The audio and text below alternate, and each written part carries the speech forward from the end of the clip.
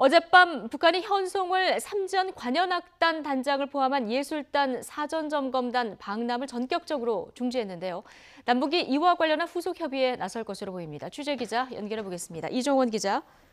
네, 통일외교안보부입니다. 예, 남북 판문점 연락관 오늘 오전에 정상 근무 개시 통화를 했죠.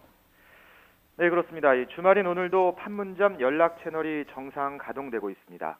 오전 9시 반쯤 이 남북이 업무 개시 통화를 했는데요.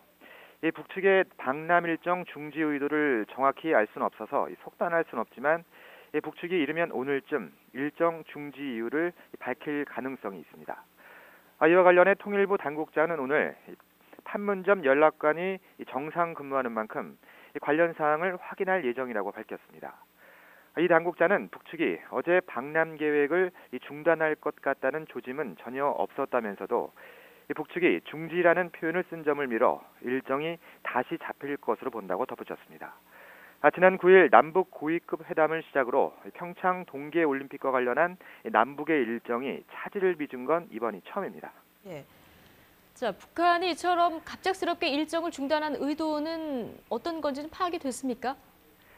아직 북한이 판문점 연락 채널 등을 통해 이유를 밝히지 않아서 단정하기는 어렵습니다. 조명균 통일부 장관은 오늘 아침 정부 서울청사로 출근하면서 아직 구체적으로 파악하고 있는 것은 없다며 상황을 봐야 할 것 같다고 말했습니다.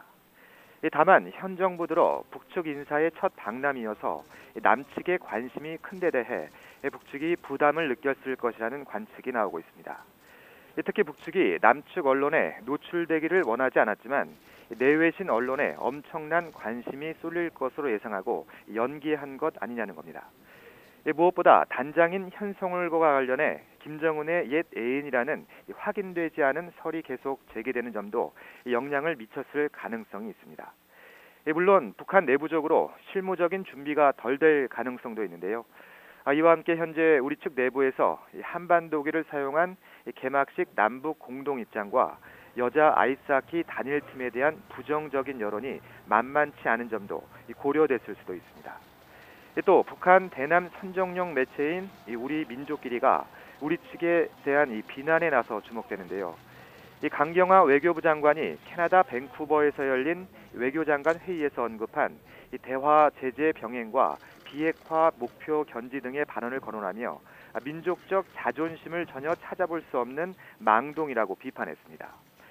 또 미국 항공모함 칼빈 스노의 서태평양 전개를 거론하며 한미 합동 군사 연습을 연기한다고 발표해놓고는 한반도 주변 수역에 핵 항공모함 타격단을 비롯한 전략 무기를 끌어들이려는 미국의 책동에 맞장구를 치고 있다고 주장했습니다.